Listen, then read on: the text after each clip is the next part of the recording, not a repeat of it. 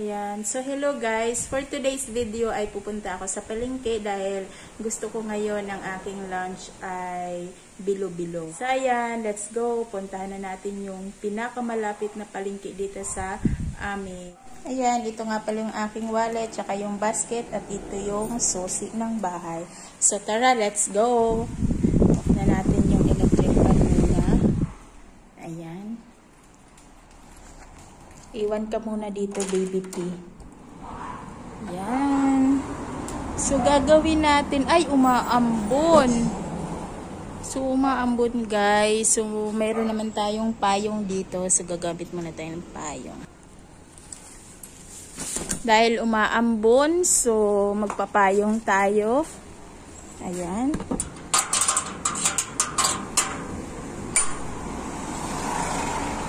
Sa labas nga pala ng gate ay ito na yung aking tanim na pichay.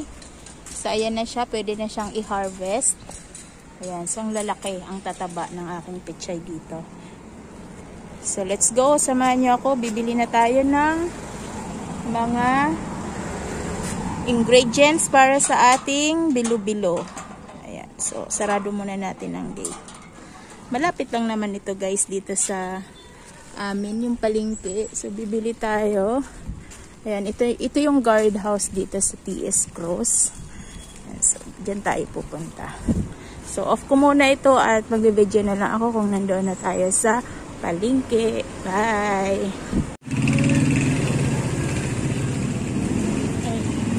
At ito na nga guys, malapit na tayo sa palengke, or ito na yung palengke ng TS Cross dito. Ito nga, nakakita ako rito ng ubi. Ayan, so 100 per kilo. So, bibili lang tayo ng kalahati. Pwede ba kalahati lang? Pag ako po ay nakaluto nito, lingguan display, baka lutunan lahat yan. Ah. So, ayan, kompleto na rin siya. May saging, tsaka mayroong gata. May gata na rin po kompleto. Magkano naman sa gata? 90 po ang kilo. Ah, Per peraso, 35, 30. Ah. 77 ate, 0.7.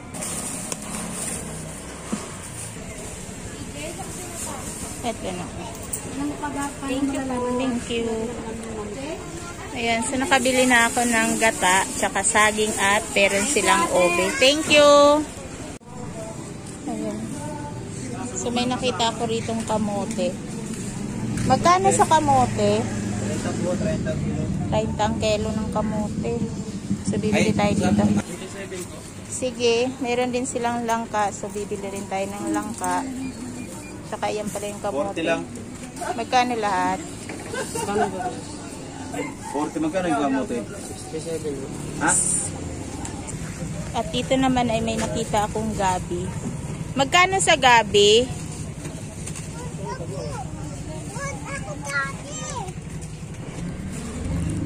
Salamat. Ayan, nakabili na ako ng gabi na halagang 20 pesos. Ito na nga, nakabili na tayo ng mga ingredients. Ayan pala yung Iglesia ni Cristo na TS Cross. Ayan. So ngayon, pauwi na ako at maglalakad ulit ako pabalik. At ito na nga guys, nakarating na ulit tayo dito sa bahay. Ayan, nabili ko na yung mga ingredients ko para sa aking recipe ngayon. Ayan. So, di ba ang tataba ng pechay? Ayan. Sus, grabe ang init. Makulimlim siya guys, pero ang init.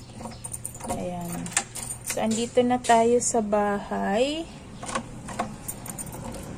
Ayan. Okay, nandito na ako sa bahay. Ito na nga yung aking mga pinamili. Nakabili nga pala ako ng saging. Ayan, konting saging lang yung binili ko. Kasi naman syempre pag naghalo-halo na yan, pinaghalo-halo na natin ay marami na. At nakabili ako ng ube. Ayan. Tapos, nakabili rin ako rito ng langka. Ito yung langka na nabili ko. Kaunti lang. Tapos, yung ating ano nga ito? Kamote. Yeah. Kamote, 3 piraso. At syempre, hindi mawawala yung ating gabi. Ayan. So, nakabili rin ako ng gabi. Tapos yung ating nyug ay nilagay ko na sa ref. Ayan. So, ang gagawin natin ay babalatan ko na yan lahat ipiprepare ko na yan. Hugasan muna natin yan after natin na mabalatan. Ayan. So, babalatan ko muna tong ating kamote. Ayan. Meron pala ako rito pang balat. So, saglit ko lang naman yan na saglit ko lang yan binili. Dahil nga dito sa amin ay walking distance lang yung palengke. So, ayan, para mas mabilis natin itong mabalatan. Sana lahat ng binili ko ay okay. Pero mukhang okay naman.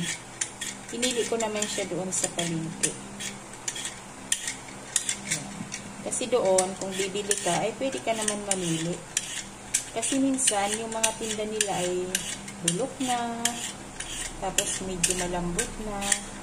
Siyempre, check ko rin yan kung okay pa o hindi na.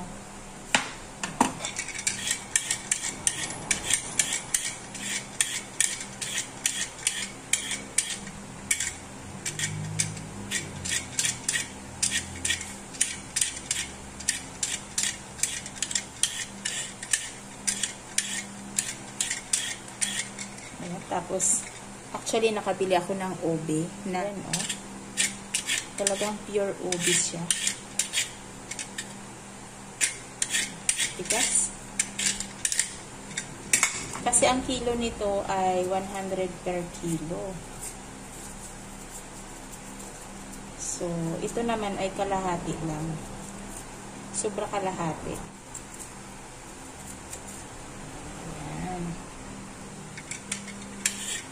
Ito naman yung ating gabi. Yan. Ito naman ay nabili ko sa halagang 20 pesos. Natawaran ko pa nga siya kasi 22 pesos ito. Sabi ko, pwede bang 20 pesos na lang? Ayan, binigay naman. At saka, ayan fresh na fresh yung ating gabi. Ayan.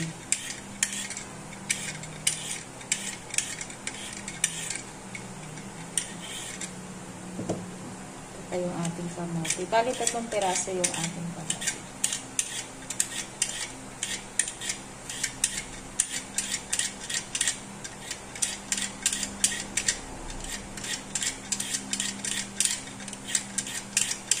Yung kamote naman ay nagkakahalaga to ng 37 pesos. Itong 3 piraso na to. Pero pwede na. Kasi nga ang kilo nito ay 60 pesos per kilo. So, kumuha lang ako ng 3 piraso. Ayan. Tapos, ito nga pala yung langka. Itong langka naman ay binili ko sa halagang 40 pesos. Ayan, mukhang okay naman siya.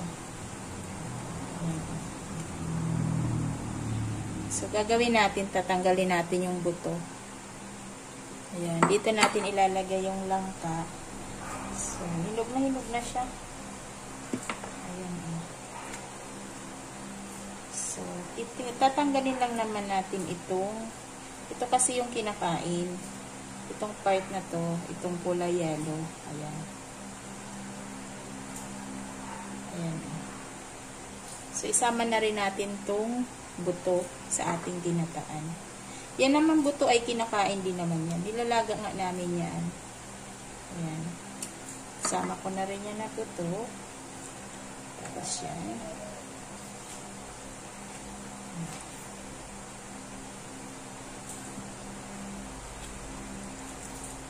Yung iba kasi, hinihimay pa yan. Ito naman kasi guys, ay hindi naman to pang benta. Ito naman ay pagkain lang natin. So, sasama ko na yan na buto sa paglalala natin. Ayan.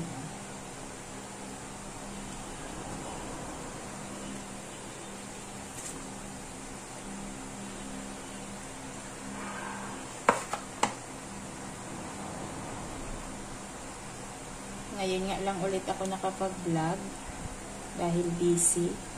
Yan, so tanggalin natin sa buto. Pero sasama natin yung buto, ha. Ayan. Pero mas okay siguro guys ay balatan ko na rin tong buto kung kaya ko siyang balatan. try natin balatan. Kung nababalatan ko at kung malambot.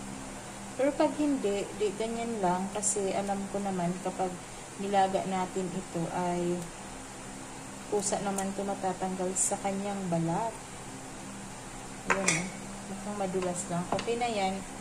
So, ayan, isasama natin yung buto mamaya. At ito naman yung ating next saging. Balatan ko na rin tong saging. Kasi siya nasa kalat. Ganyan talaga pag nagluluto. Makalat. Itong saging naman ay pwede naman hindi nahugasan. So, itong saging naman ay binili ko siya sa halagang 13 pesos lang to guys. 13. Natawaran ko pa siya.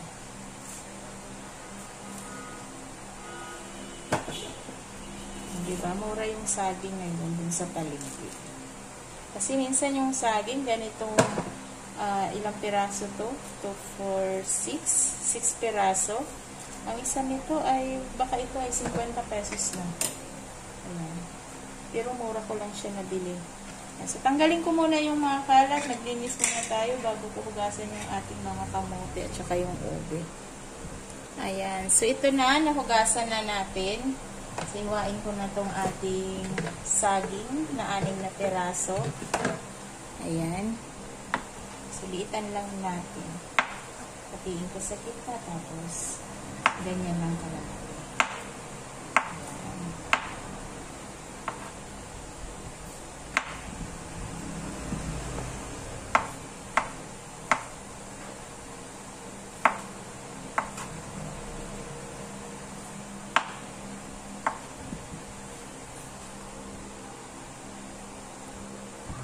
Ayan, so nahiwa ko na yung ating saging.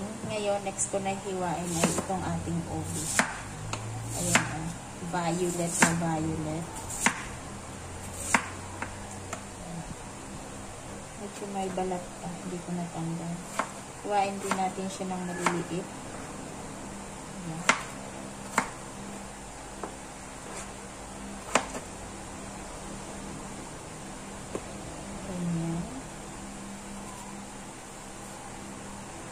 Mayroon pang balat guys, so hindi ko siya natanggalan ng balat. So, kailangan natin tanggalan ng balat pa. Ayan. So, ganyan lang din. Huwain natin ng maliliit.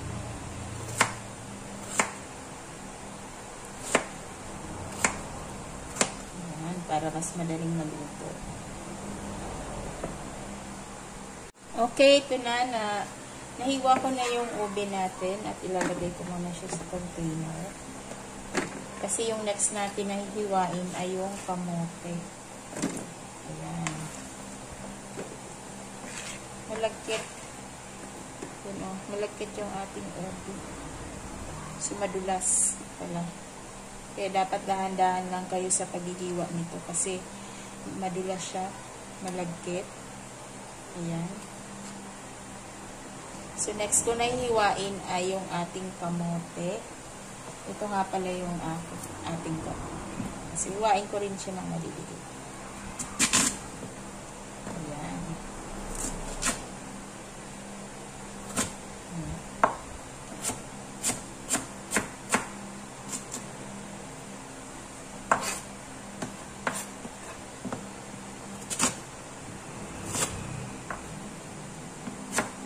So, mayroon pa siyang kailangan kasi ito ay malalasahan natin yan. Kailangan natin tanggalin. Yan. Yung itim-itim na yan sa kamote.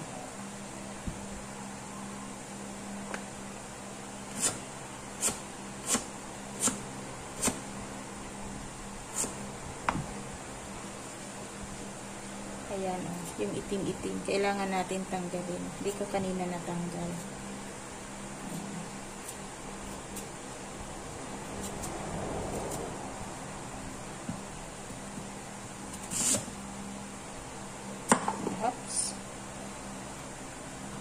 Kailangan talaga ay maingat sa pag-ihiwa kasi dumudulas. Yan.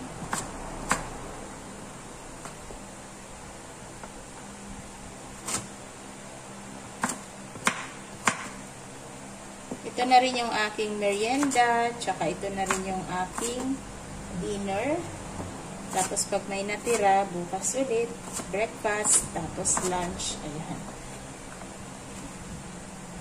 Kasi marami naman ito. Tsaka di na ako magluluto ng kanin mamaya, tsaka ulam. Ito na yung aking dinner. Ayan. Hindi ko natanggal yung mga itim-itim.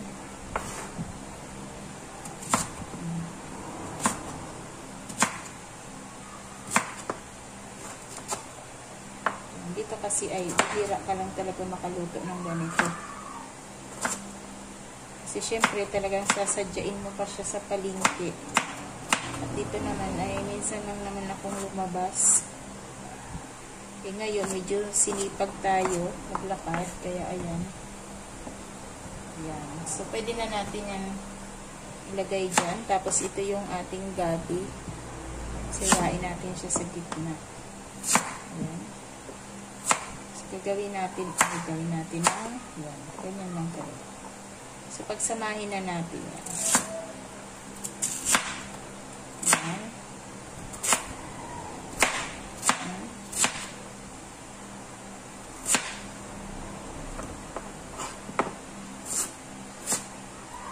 Yan.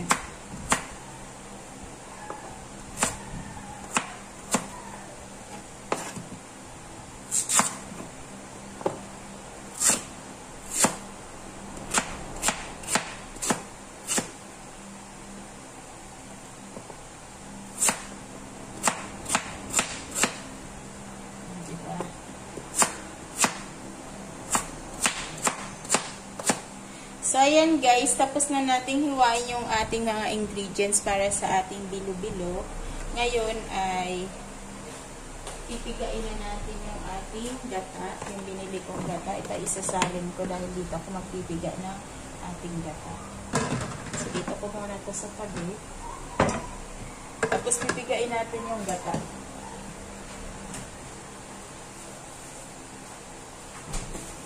So, ito nga pala yung nabili kong nyug. So, ako lang magpipiga nito. Kasi pwede naman doon talaga magpapiga. Pero sabi ko, ako na magpipiga nito kasi kailangan ko yung pangalawang gata. Tapos yung unang gata, tatabi muna natin. Ayan. So, maghuhugas muna ako ng kamay. Malinis naman yung kamay ko. Pero kailangan natin mas-suggestion.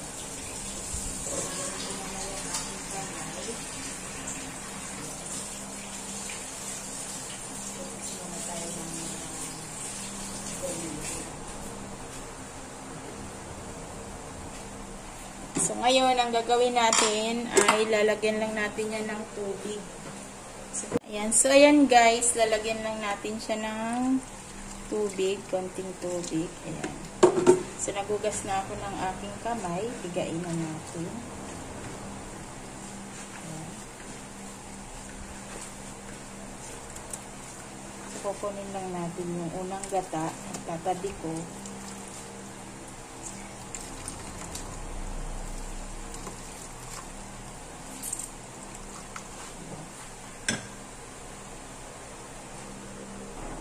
Ayan. So, sasalain muna natin yung unang gata.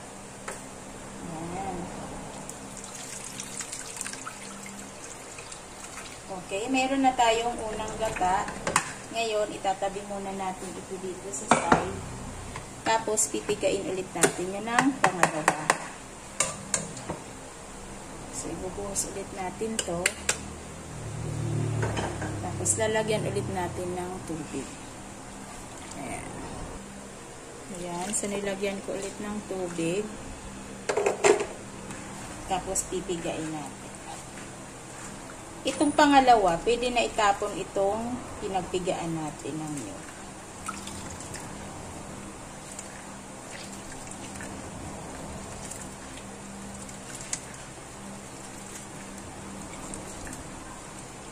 Ayan. Ayan. So, ito na yung pangalawang gata. So, sasalang na natin yan. Ayan. So, ito na nga yung ating second gata na linagay dito. So, ngayon ay sisindahin muna natin itong ating kalan. At hintayin natin kumulo yung ating gata, saka natin ilalagay yung ating mga ingredients. Ayan. Ayan. Tapos meron tayo ditong asin. Lalagyan na natin ng asin siya. Ayan. Silagay natin dyan. Tapos, at meron tayong sugar. Pero mamaya na natin lagyan ng sugar. So, gagawin lang natin ay halo-haloin na natin yung ating pinapakuloang na gata. Ayan. Pag kumulo na yan, saka natin ilalagay yung ating mga ingredients dito. So, halo-haloin lang muna natin ito. Okay guys, ito na nga, kumukulo na yung ating gata. Ito yung chicken gata guys ha. Tapos ngayon, unahin natin ilagay syempre yung ating obe. Ayan. Tapos ilagay naman natin yung ating kamote at yung ating gabi. Yan. Pagsabay-sabayin na natin yung tatlong yan. Ilagay ko muna ganyan ang aking camera. Tapos ilalagay ko na. Ilagay ko na yung ating gabi. Tapos yung next ay yung ating kamote.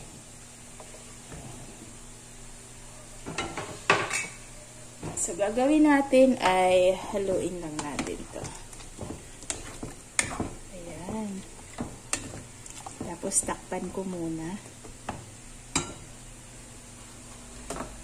Takpan muna natin siya. Ayan. Ayan, kumukulo na yung ating ginataang bilo-bilo. Ayan. So, nakalimutan ko pala ilagay yung ating buto ng langka. So, pwede na natin siyang ilagay. Ayan. Para maluto na rin at lumambot na yung buto ng langka.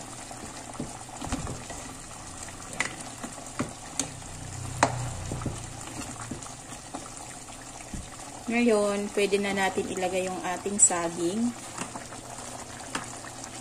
Ayan, saging. Haluin lang natin siya. At syempre, pwede na natin ilagay yung ating pangalawang, yung unang gata. Yung tinabi nating gata kanina. So, ilalagay na natin yan dyan. Ayan. Tapos, haluin natin siya.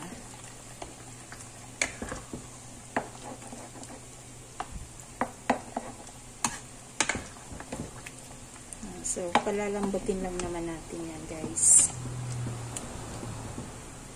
Tapos, pwede na natin siyang lagyan ng sugar.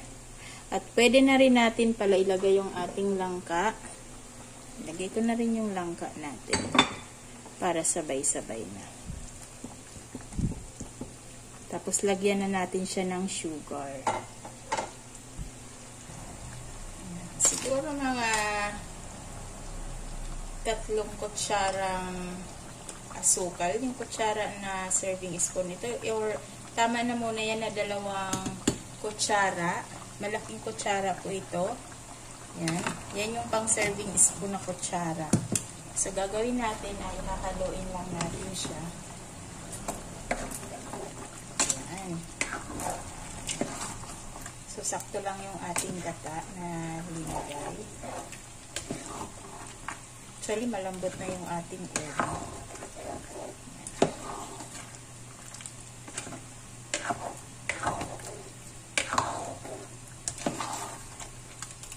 Ayan. So, yummy. Tapos ngayon, hihinaan natin yung apoy. Masyadong malakas yung ating apoy. Ayan. So, takpan muna natin siya.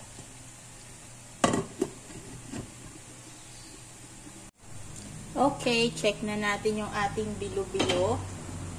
Ayan. So, luto na yung ating bilo-bilo, guys.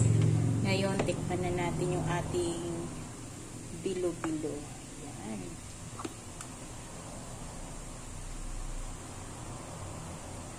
Super yummy. Ayan o, yung langka. Ayan. So, tama na muna ito. So, ayan guys, luto na yung ating bilo-bilo. So, ngayon titikman na natin siya. Ayan. Pati yung buto ng langka ay sinama ko na rin.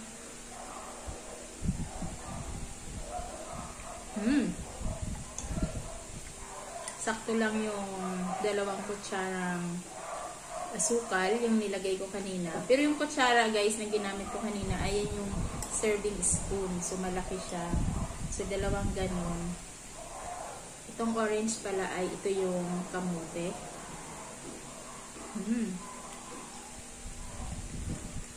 Tapos, ito naman yung saging.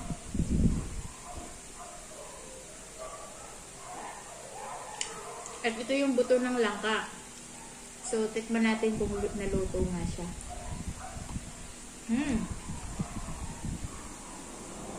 Pati guys, yung buto ng langka ay sinama ko na.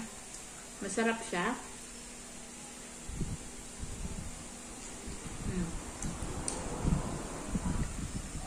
Tatanggalin nyo lang yung balat. Kasi kanina hindi ko siya mabalatan. So, ngayon, naluto na. Madali lang siyang balatan. Ayan. Ito naman talaga guys ay kinakain ito. Itong buto ng langka. So ayan o. Para siyang pili. Tapos ito yung langka. Sarap. Tapos ito naman yung tubig.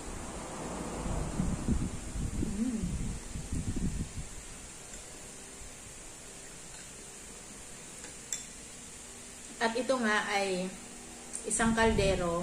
Ang halaga nito ay nasa 174 pesos lang yung ating nagastos. Pati na yung gata. Ayan. So, isang kaldero na siya na puno. Ayan. Ayun nga lang, hindi ako nakakita kanina ng sago. Yun sana ang hinahanap ko.